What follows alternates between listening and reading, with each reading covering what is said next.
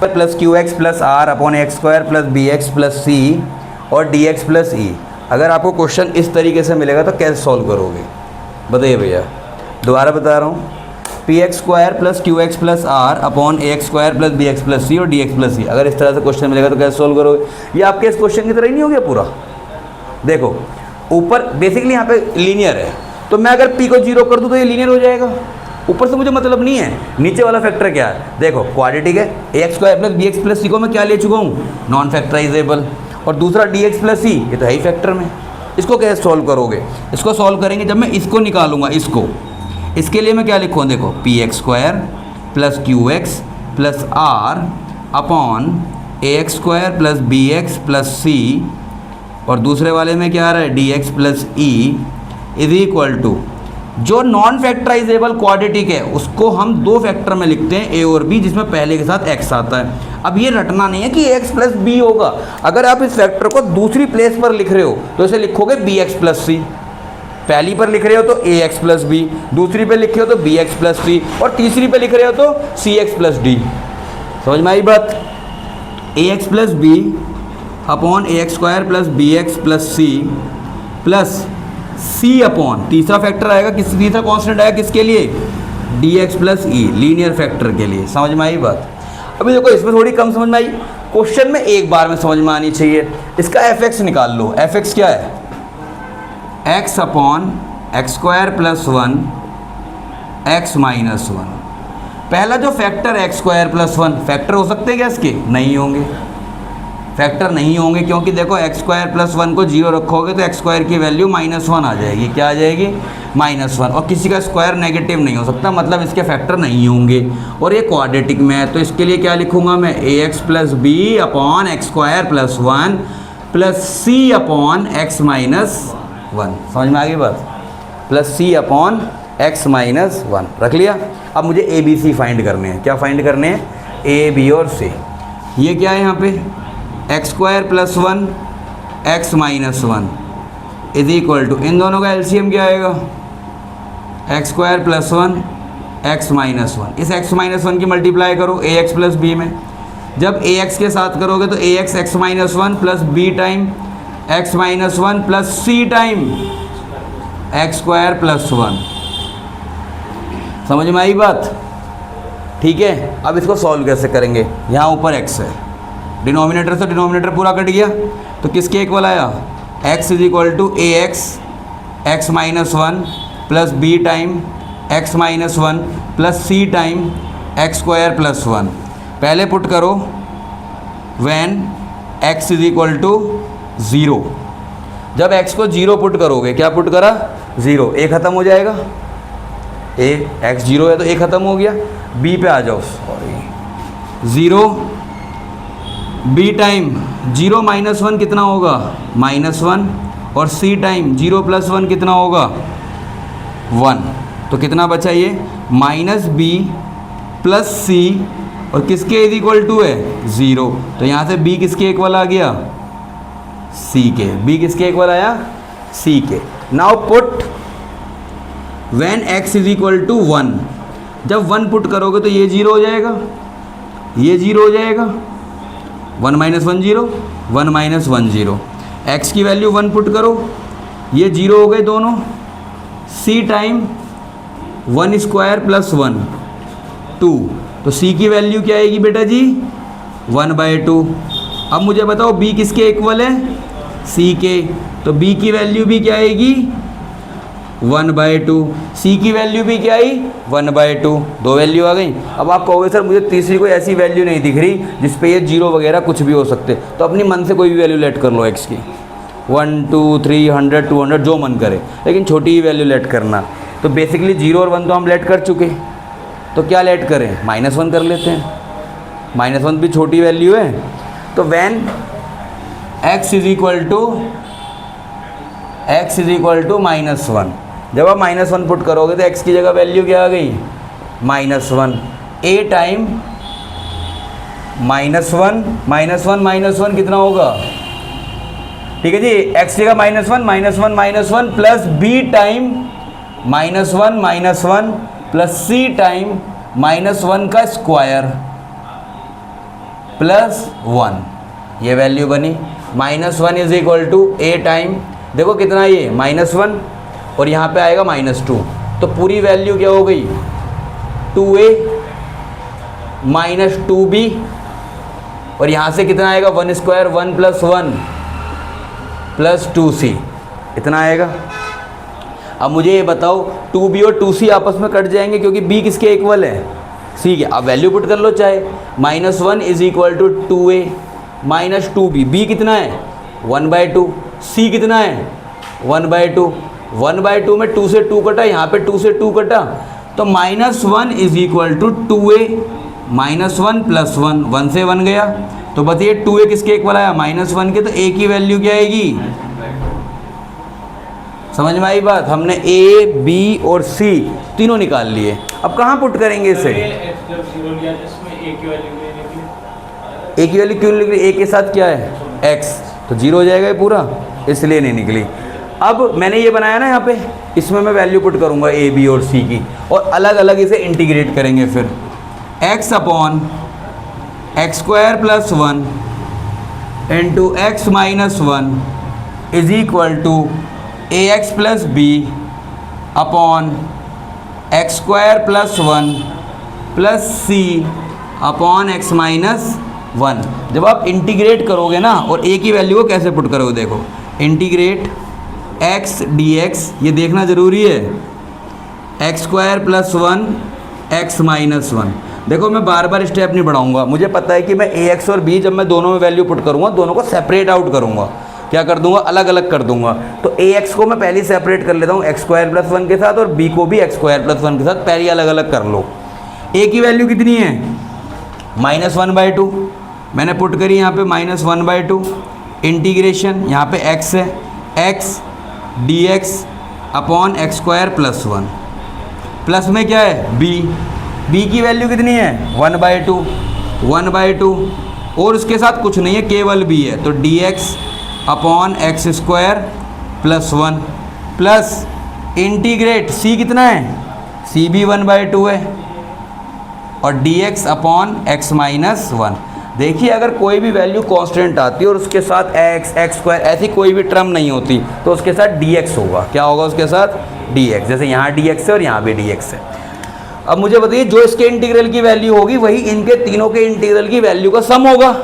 पहले का कैसे निकलेगा, पहले वाले में आप 2 से मल्टीप्लाई 2 से डिवाइड कर लो और इसमें पुट करो, put x² + 1 is equal to t in first integral, पहले इंटीग्रल में, इसमें यार इंक नहीं है, ठीक है। देखिए हमने x² + 1 को t लेट किया फर्स्ट इंटीग्रल में, क्यों लेट किया, क्योंकि ऊपर लीनियर बन रहा है। अगर मैं x² + 1 को t पुट करूँगा तो डेरिवेटिव क्या आएगा इसका 2x, और t का आएगा dt/dx, तो ये बनेगा 2x dx is equal to dt। तो बताइए x dx की वैल्यू क्या होगी 1/2 dt, तो यहाँ वैल्यू क्या आई बेटा -1/2, x dx की 1/2 इंटीग्रेशन dt अपॉन t, ये पहले वाले का है, ये केवल पहले इंटीग्रल का है। अगले वाले का डायरेक्ट इंटीग्रेशन होगा, क्या होगा बताइए, dx अपॉन x² + 1 किसका इंटीग्रल होता है, tan इनवर्स x, किसका होता है tan inverse x plus 1/2 tan inverse x, और तीसरे वाले का क्या होगा 1/2 log mod x - 1 plus c, ये बन गया। इसका आया -1/4 log mod t आप t रख के वैल्यू पुट करोगे, log t आएगा ना, log mod t की वैल्यू क्या है, डायरेक्ट पुट कर दो इसमें, यहाँ पे x² + 1 plus 1/2 tan inverse x plus 1/2 log mod x - 1 plus c। Check करिए आंसर जल्दी से इसका। देखिए पार्शियल फ्रैक्शन में एक मेथड था जब सारे के सारे फैक्टर क्या थे इसके लीनियर, अलग अलग डिफरेंट फैक्टर 1, ये कोई यहाँ पे x - 1 का स्क्वायर है। अब दिमाग लगाया सकता है सर x - 1 को 2 बार लिख लो, नहीं, जिस फैक्टर की जो पावर होगी उसको कैसे सॉल्व करते हैं ये देखना पड़ा।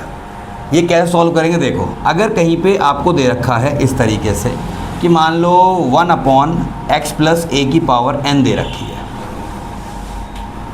x + a की पावर n दे दिया, और ऊपर मान लो कुछ मैंने ले लिया x वैक्स वगैरह कुछ भी ले लिया, या मैंने ले लिया x की पावर n-1, इससे एक पावर कम ले ली ऊपर, इससे एक पावर क्या लिए, कम ही लिए।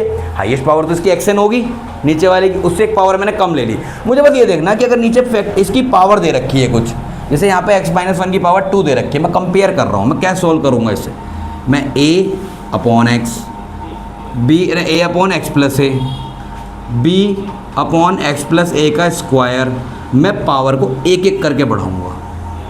फैक्टर में ऊपर मैं कुछ नहीं करूँगा, a b c x plus a की पावर 3 एंड सो ऑन। मान लो यहाँ पे कोई भी कांस्टेंट आया और कांस्टेंट को मैंने नाम दे दिया अल्फ़ा, और लास्ट में मैंने लिखा x प्लस a की पावर n।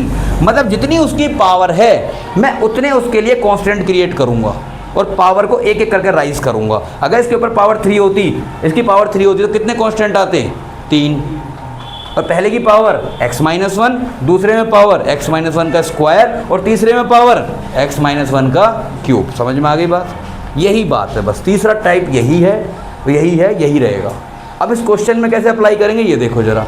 ऊपर की पावर इससे n-1 से मेरा कोई मतलब नहीं है, मैंने तो लिखा है कि अगर मैं पार्शियल फ्रैक्शन को डायरेक्टली यूज़ करना चाहता हूँ तो ऊपर वाले की मैक्सिमम पावर n-1 हो सकती है। अगर n हो गई तो पहले डिवाइड करूँगा इसे, पहले क्या करूँगा इसे डिवाइड, जैसे हमने 6th क्वेश्चन में किया था। अब देखिए इस क्वेश्चन को कैसे लिखेंगे, इसका fx उठा लो, x/x-1 स्क्वायर x प्लस 2, ये क्या हो रहा है, स्क्वायर, क्या हो रहा है, स्क्वायर। कितनी पावर है इसकी, 2, 1 2 1 2, तो मतलब इसके लिए कितने कांस्टेंट आएंगे, 2। पहले आएगा a और एक आएगा b, और पावर भी एक एक करके बढ़ेगी। पहले में आएगी पावर 1 और दूसरे में आएगी पावर 2, x-1 की पावर 2। फिर तीसरा फैक्टर लीनियर है, लीनियर के लिए c/x प्लस 2, जैसे हम पहले करते आए थे। समझ गए बात को? ये हो गया, हमें क्या फाइंड करना है। और सबसे ज़्यादा गलती इस क्वेश्चन में कब होती है, जब हम इसका एलसीएम लेते हैं। क्या लेते हैं इसका एलसीएम? देखो भैया एलसीएम कैसे लेंगे, 2 और 4 का एलसीएम क्या होगा, 4। तो इसमें देखो वो कैसे चीज़ उपयोगी है। मैं आपसे क्वेश्चन पूछूंगा, बताना जरा अभी इसका एलसीएम क्या आएगा इसका, ये बताइए। x-1 नहीं, एलसीएम b क्यों आएगा इसमें, एलसीएम क्या आएगा इन तीनों का, हाँ x-1 का होल स्क्वायर x प्लस 2। अब गलती क्या करते हैं कि हमें सिखाया जाता है कि जब ऐसे फैक्टर दे रखे हो तो मल्टीप्लाई कर दो। नहीं भाई, ये x-1 तो इसमें आ चुका ना x-1 स्क्वायर में, जैसे 4 के अंदर 2 आ चुका है तो x-1 स्क्वायर में x-1 तो ऑलरेडी आ चुका होगा, तो उसकी मल्टीप्लाई क्यों करोगे। समझ गए बात को? अब इसके पास क्या है, x-1 क्या नहीं है, इसके पास 2 पावर है, इसके पास 1 पावर है, मतलब 1 पावर ऊपर जाएगी, a के पास क्या जाएगा और x प्लस 2, b के पास क्या जाएगा केवल x प्लस 2, और c के पास क्या जाएगा, बन गई बात। अब डिनोमिनेटर को क्या कर दूं मैं, डिलीट। तो x किसके इक्वल आया, a time x-1 x plus 2 plus b time x plus 2 plus c time x-1 का होल स्क्वायर। बन गई बात इसमें। अब इसमें पुट करिए when x is equal to 1, यहाँ पुट करो when x is equal to -2। जब x को 1 पुट करोगे तो ये 1 आएगा, 1 पे ये 0 हो जाएगा पूरा, ये 0 हो जाएगा पूरा 0, क्या बचेगा बस 3b, तो b की वैल्यू क्या आ गई,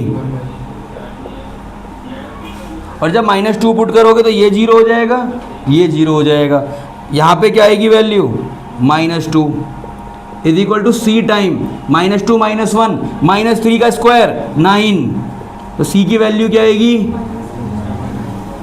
जितनी आप कॉर्नर वैल्यूज़ का मतलब जिस पे ये एग्जैक्टली कोई ना कोई फैक्टर 0 हो रहा था आपने पुट कर ली। अब कोई ऐसी वैल्यू दिख रही है जिस पर फैक्टर 0 हो जाएगा, कैसी वैल्यू मुझे नहीं दिख रही। मैंने क्या क्या वैल्यू पुट कर चुका, 1 पुट कर चुका, -2 पुट कर चुका, क्योंकि इन पर तो 0 बन रहा था। अब एक वैल्यू पुट कर लो 0, सबसे आसान होती है ना 0 पुट करना, तो यहाँ पे 0 पुट करो। अब इसमें स्केलेटल इक्वेशन में रखो when x is equal to 0, तो यहाँ पे क्या आएगी value 0, a time 0 -1 0 plus 2 2 plus b time 0 plus 2 2 plus C time 0 minus one का स्क्वायर कितना होगा +1, तो 0 is equal to -2a plus 2b plus C. बन गई बात। इसमें b और c की वैल्यू पुट करो। b कितना है 1/3 और c -2/9, तो 2a को इधर ले आओ प्लस 2a हो जाएगा, तो ये हुआ 2/3 -2/9, तो 2a कितना हुआ 9, 3 3 = 9, 3 2 = 6, 6 माइनस 2a कितना आया 4/9, और जब इसे 2 से डिवाइड करोगे 4/18 बनेगा, जिसको हम लिखेंगे 2/9। a की वैल्यू आ गई, b की वैल्यू आ गई और c की वैल्यू आ गई। कहाँ पुट करोगे इसे स्केलेटल इक्वेशन, इसके अंदर सीधा। तो क्या वैल्यू बनेगी इसकी x/x - 1 whole square x + 2 is equal to a की वैल्यू 2/9 अपॉन x - 1, b की वैल्यू 1/3 अपॉन x - 1 का होल स्क्वायर, c की वैल्यू -2/9 अपॉन x + 2। ये a नहीं है, ये 9 है, ऐसे लिख दिया। अब इंटीग्रल लगाओ। जब इसका इंटीग्रल करोगे x/x - 1 whole square x + 2 dx is equal to, तो 2/9 को बाहर निकालो, integral dx upon x - 1 plus 1/3 बाहर ले लो, dx अपॉन x - 1 का whole square -2/9 integral dx upon x + 2। ये बन गया क्वेश्चन इजी। अब मैं बीच वाले को उठाता हूँ जरा। अगर मैं dx अपॉन x स्क्वायर करता हूँ, देखिए इधर जरा, dx अपॉन x स्क्वायर करता हूँ तो इसका इंटीग्रेशन आता है -1/x। क्या आता है इसका इंटीग्रेशन? ये मैंने 10 बार समझाया बीच में कि कैसे सॉल्व करते हैं। तो dx अपॉन x स्क्वायर का इंटीग्रेशन क्या आएगा बेटा -1/x। अगर इसकी जगह dx अपॉन x - 1 का स्क्वायर लिखा होगा, मैंने क्या बताया था कि अगर x के साथ कोई कांस्टेंट ऐड है तो उसका इंटीग्रेशन ऐसे ही होगा जैसे हम x का करते हैं। उसका इंटीग्रेशन ऐसे ही होगा जैसे हम x का करते हैं। जैसे dx अपॉन x - 1 का स्क्वायर है तो मैं इसका करूँगा -1/x - 1। अगर यहाँ x - 2 होता तो क्या करता मैं -1/x - 2। 3 होता तो x - 3। तो कॉन्स्टेंट से कोई फ़र्क नहीं पड़ता, बस उसके साथ कोई वेरिएबल नहीं होना चाहिए। जैसे वो x + x² ना हो, जैसे x - 2 है तो इसका तो ऐसे ही ओपन हो जाएगा जैसे x का होता है। तो dx अपॉन x स्क्वायर का इंटीग्रल -1/x, इसका क्या होगा -1/x - 2, और x - 1 का क्या होगा भैया? यहाँ पे देख लो, ये गड्ढा हो रहा है बोर्ड में, कभी से माइनस समझ लो। 2/9 क्या आएगा इसका log mod x - 1 प्लस 1/3 क्या इंटीग्रल इसका -2/9 प्लस c। तो देखिए जो 2/9 वाले हैं, जो 2/9 वाले, जैसे इसके पहले माइनस लगा दूं मैं इसमें। आप आंसर को यहाँ भी छोड़ सकते हो, एक बार ज़रा आंसर चेक कर लो कहाँ तक दे रखा है। मैं इसमें एक बार फिर अगर उसी फॉर्म में बनेगा तो उसी में बना देंगे। -1/3 से लॉग तो है ही नहीं इसमें, x - 1 plus c।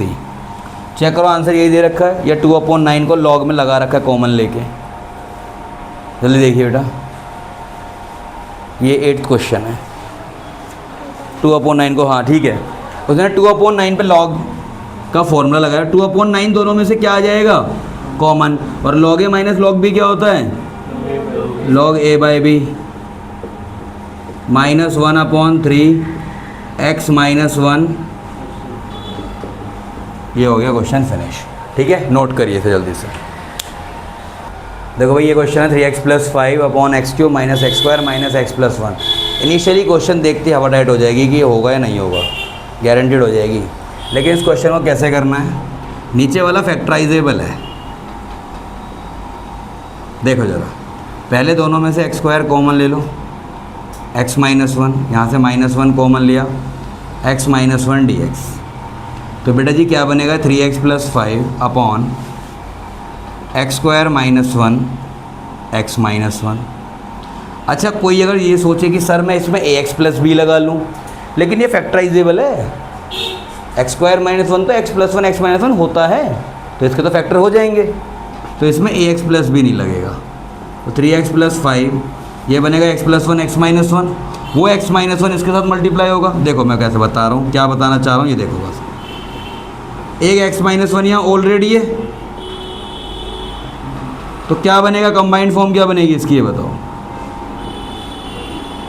x plus one x minus one का होल स्क्वायर। क्या पिछला क्वेश्चन हमने ऐसा ही नहीं किया, यही किया ना सेम।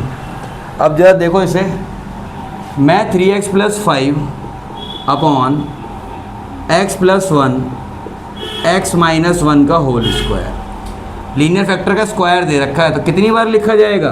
पहले तो हम x प्लस वन का कर लेते हैं, तो a upon x plus one, तो इसकी पावर कितनी है 2, तो कितने फैक्टर आएंगे इस पर, कांस्टेंट आएंगे 2, और फैक्टर भी कितने आएंगे 2। पहले की पावर होगी 1 और दूसरे की पावर कितनी जाएगी 2।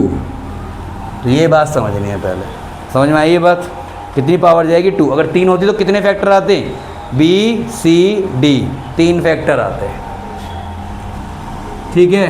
3x plus 5 upon x plus one x minus one whole square is equal to x plus one x minus one का होल स्क्वायर, ठीक है।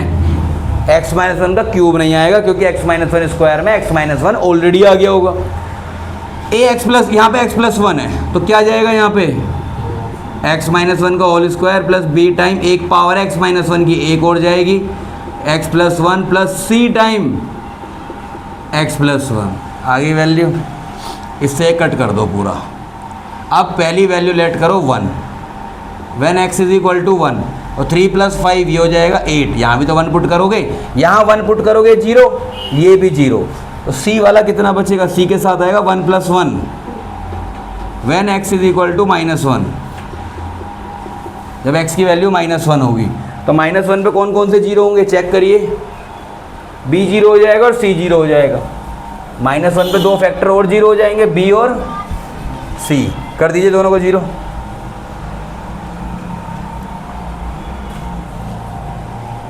ठीक है, 9th पे b और c दोनों उसमें -1 पे सॉरी, तो -1 पे यहाँ वैल्यू क्या आएगी 3 into -1 -3 plus 5 2।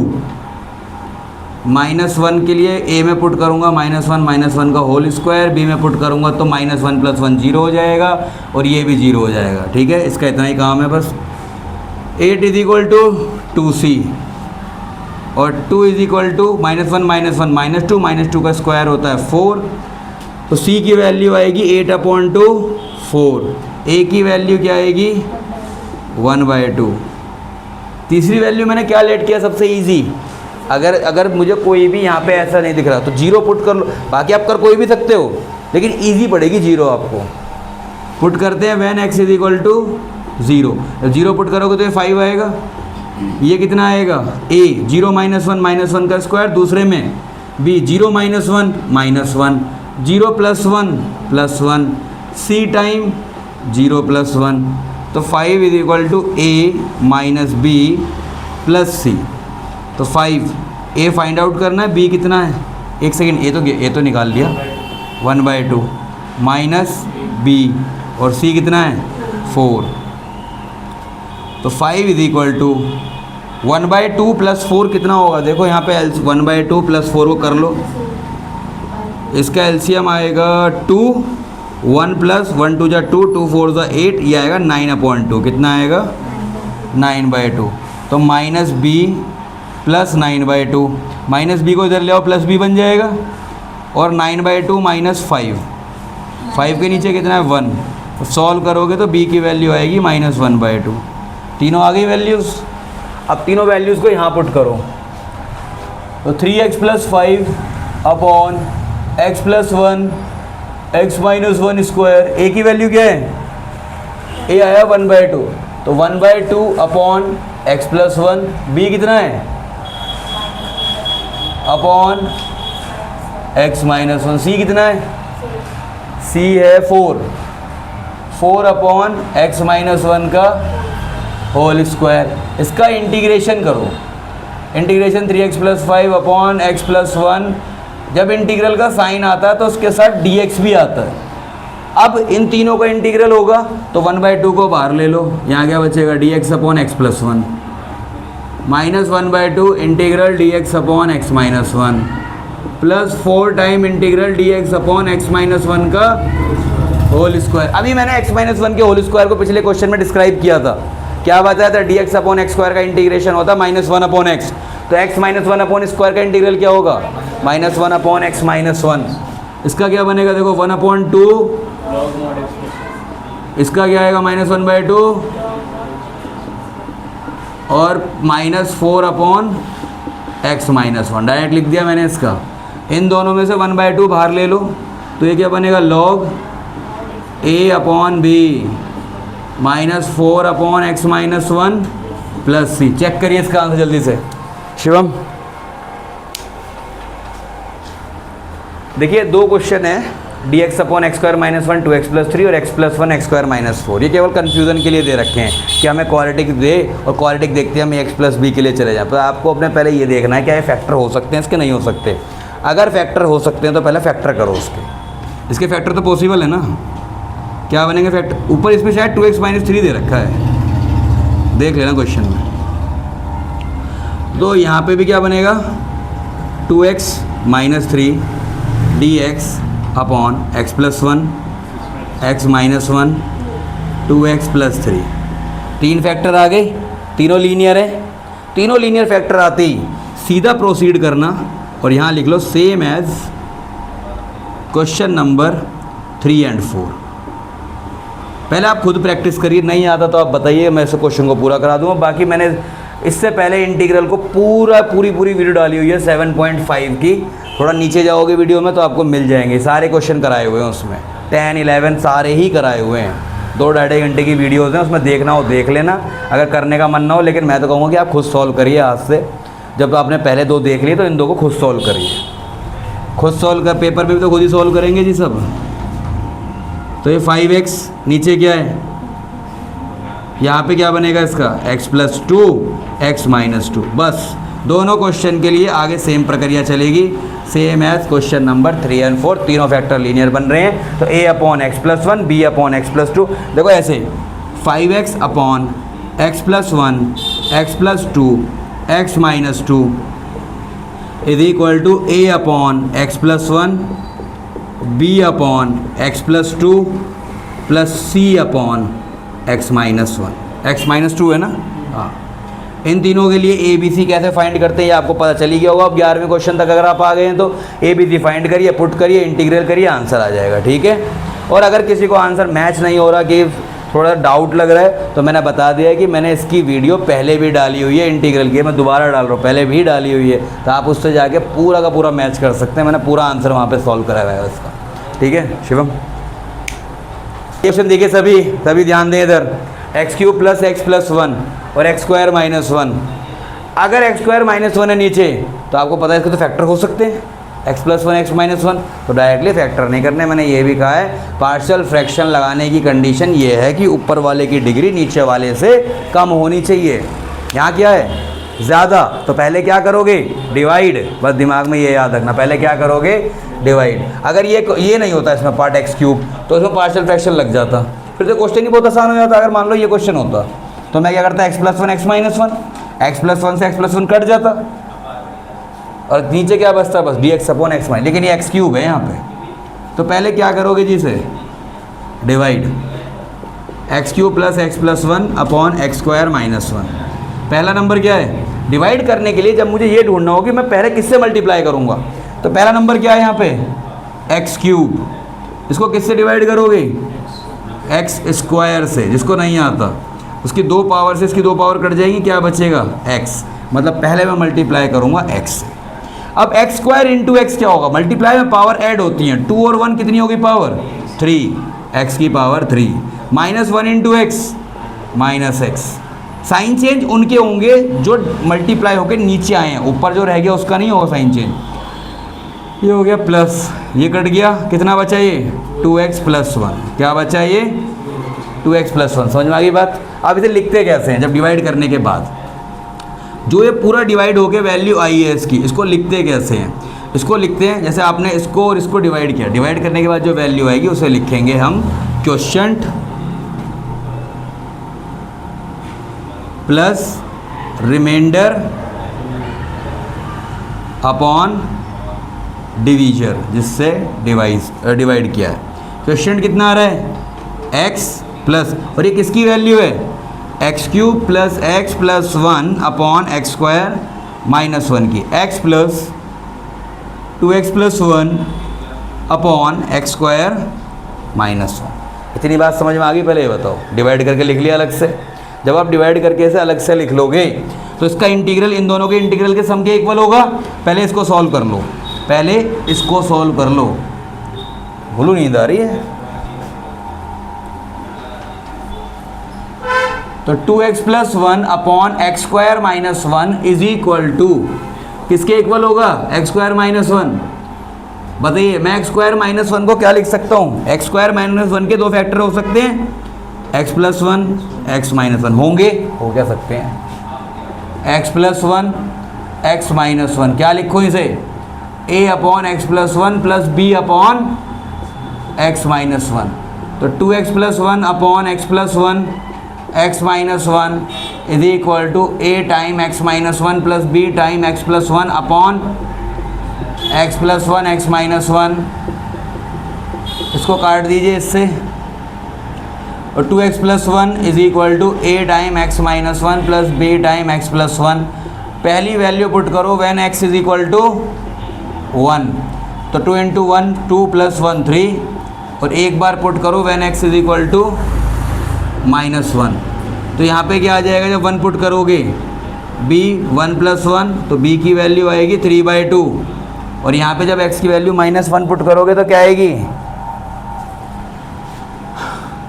2 into minus 1 minus 2 plus 1 minus 1, और a के साथ माइनस 1 माइनस 2, माइनस से माइनस कैंसिल हो गया, a की वैल्यू क्या आएगी?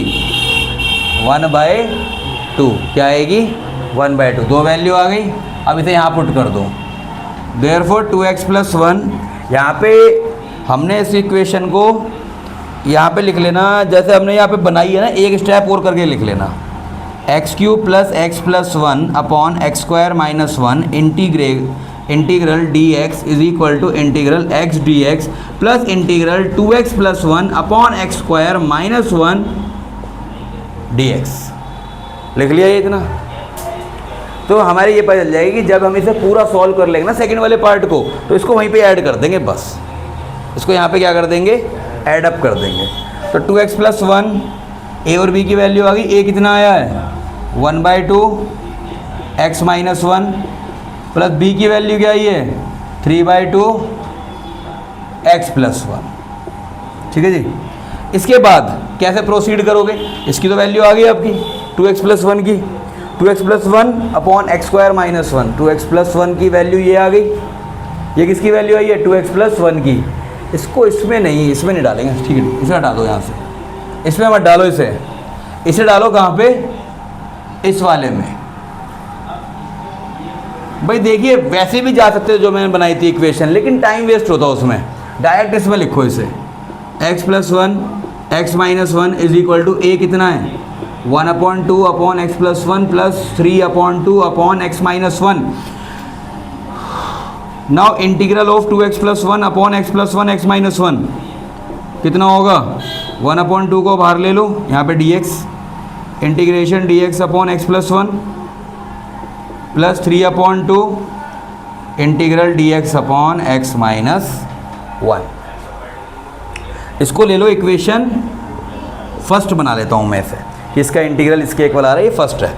तो अब मैं डायरेक्ट फ्रॉम फर्स्ट की बात करता हूँ। फ्रॉम फर्स्ट क्या लिखा है? Integral x cube plus x plus 1 upon x square minus 1 d x is equal to, बेटा पहला तो डायरेक्ट ही आ जाएगा एक्स डी एक्स, उससे कोई मतलब ही नहीं है मेरा दूसरे वाले से मतलब है। इसका इंटीग्रल किसके इक्वल है? इन दोनों के सम के इक्वल है। तो जहाँ पे इसका इंटीग्रल यूज़ होगा वहाँ पे मैं क्या करूँगा? दोनों इंटीग्रल को ऐड करके लिख दूंगा, plus 1/2 integral d x upon x plus 1 plus 3/2 integral d x upon, बन गई बात। तो ये बनेगा x square by 2 plus 1/2 log mod x plus 1 d x upon x का क्या होता है? Log mod x plus 3/2 log mod x minus 1 plus C. अब एक बार आंसर चेक करिए इसका क्या दे रखा है। मेरे हिसाब से इसका आंसर कुछ ऐसा दे रखा होगा, देखिए ये लिखा होगा 1/2 log mod x + 1। इसमें इसने 1/2 को बाहर रखा और 3 को ले गया उसकी पावर में। 3 को किस में ले जाएगा? उसकी पावर में। log a की पावर b क्या होता है? b log a। अगर b log a की फॉर्म लिखी है तो ये 3 जो इसके साथ कोफिशिएंट है ये कहाँ चला जाएगा? इसकी पावर में। अब पूछो 1/2 क्यों नहीं गया? 1/2 इसके साथ भी है तो हम इसने कॉमन लेने के लिए बचा रखा होगा बस। 3 कहाँ ले जाएंगे? इसकी पावर में। तो क्या हो जाएगी पावर? x - 1 का होल क्यूब प्लस c। तो x³/2 दोनों में से 1/2 बाहर ले लो। log a + log b कितना होगा? x + 1 x - 1 का whole cube plus c। Check करो यही आंसर है। हाँ ये हाँ, तो देखो आंसर ये भी हो सकता है, आंसर आप ये भी लिख सकते हो, आंसर आप ये भी लिख सकते हो। और मॉडिफिकेशन बता दूं इसमें क्या हो सकती है। देखो x²/2 1/2 log, देखो ये क्या है? x + 1, ये क्या है? x² - x - 1। तो आंसर में आपको ये भी मिल सकता है कि एक पावर जो है एक x - 1 इसके साथ मल्टीप्लाई होके ये बना लेगा x² - 1 x - 1 का होल स्क्वायर। तो ये तो सॉल्वर के ऊपर बात है कि वो आंसर को कहाँ तक को सॉल्व कर सकता है। आपको यहाँ भी पूरे मार्क्स मिलेंगे, यहाँ भी पूरे मिलेंगे, इस पर भी पूरे मिलेंगे और इस पर भी पूरे मिलेंगे। ठीक है, आंसर का एक्सटेंट आप नहीं बता सकते कि उसने कहाँ तक सॉल्व करा है। समझ गए बात को? तो इसमें रिजिड नहीं होना कि मुझे आंसर रटने या सही निकालने हैं। तो आपने अगर ये भी छोड़ दिया तो इसमें भी आपको पूरे नंबर मिलेंगे और नीचे तक भी कर दे तो भी पूरे मिलेंगे। ठीक है शिवम, 13 क्वेश्चन है। देखिए 2/1 - x 1 + x²। मैं इस क्वेश्चन में डायरेक्ट कह सकता हूँ कि ये बिल्कुल क्वेश्चन किसकी तरह है हमारा? बिल्कुल ये क्वेश्चन 7th की तरह है। आप देख लीजिए 7th में x² + 1 है फैक्टर और x - 1 है। यहाँ पे 1 - x दे रखा है। तो डायरेक्ट इसे देखिए नॉन फैक्टराइजेबल है। क्या है ये? Non factorisable. तो क्या लिखेंगे इसे? देखो पहले f(x) निकाल लिया इसमें से, इसको लिखेंगे a/1 - x plus bx plus c। जब नॉन फैक्टराइजेबल होता तो कैसे लिखते हैं? अगर पहला होता तो ax प्लस b, दूसरा है तो bx प्लस c, दूसरे नंबर पर आ रहा है फैक्टर यहाँ पे, और तीसरे पर आ रहा होता तो cx प्लस d। याद रखना पेयर में लिखा जाएगा। और यहाँ पे क्या आया नीचे? 1 + x²। तो 2/1 - x 1 + x² is equal to 1 - x 1 + x² a into 1 + x² plus bx। अब ये 1 - x दोनों में मल्टीप्लाई होगा प्लस c टाइम 1 - x हो गया। इससे पूरा कट कर दो। कर दिया कट? ठीक है कर दिया कट। अब यहाँ पे x की वैल्यू क्या पुट करेंगे? सबसे पहले पुट करो 0, क्योंकि 0 x के पास आ रहा है तो ये पूरा ख़त्म हो जाएगा। 2 देखो यहाँ पे 0 नहीं करना क्योंकि यहाँ पे x है ही नहीं, तो ये कांस्टेंट की वैल्यू रहेगी 2। यहाँ पे 0 पुट किया तो ये वैल्यू बचेगी a, 0 पुट किया तो क्या वैल्यू बचेगी? 1 - 0, बट ये पूरा ही 0 हो जाएगा प्लस c 1 - 0 इतना ही रहेगा। तो एक इक्वेशन बनी मेरी a + c = 2 व्हेन x = 1। जब 1 पुट करोगे तब भी क्या आएगा यहाँ पे? 2। 1 पे ये 0 हो जाएगा, ये 0 हो जाएगा, क्या बचेगा? a 1 + 1 का स्क्वायर 1। तो 2a = 2, a की वैल्यू क्या आई? 1। a की वैल्यू क्या आई? 1। a + c कितना है? 2। इसमें a की वैल्यू आ चुकी है 1, तो c की वैल्यू भी क्या आएगी? 1। c आ गया, a आ गया। अब मुझे वो निकालना है b। कैसे निकालूंगा? मैं इस इक्वेशन में कोई भी पॉइंट पुट कर सकता हूँ, x की कोई भी वैल्यू 1 2 3 400 मिलियन जो भी रखनी है मुझे। मैं 0 ले चुका, 1 ले चुका, अगली वैल्यू क्या ले लूँ? -1 ले लूँ। तो -1 थोड़ी ईजी पड़ जाती है, छोटी वैल्यू है। तो -1 पे भी क्या होगा? व्हेन लिखा मैंने x = -1, -1 पे भी ये 2 आएगा। a इंटू 1 + -1 का स्क्वायर, -1 का स्क्वायर 1 होगा, चाहे आप दिखाना चाहो दिखा दो। -1 का स्क्वायर क्या आएगी वैल्यू? 1 ही आएगी। प्लस b x की जगह -1 ब्रैकेट में 1 - -1 प्लस c 1 - -1। ठीक है, सॉल्व करिए इसे। 1 प्लस 1 कितना होगा 2, तो ये होगा 2a प्लस b, ये वैल्यू आई -1 और ये कितनी आएगी 1 प्लस 1 2 प्लस c 1 प्लस 1 2, तो 2 is equal to 2a minus 2b plus 2c, ये वैल्यू आ गई। 2 सबके पास है तो पूरी इक्वेशन को 2 से डिवाइड कर दूँ तो क्या बचेगा 1 is equal to a minus b plus c. Equation को डिवाइड करते तो हर एक नंबर डिवाइड होगा 2 से। अब a की वैल्यू क्या है 1,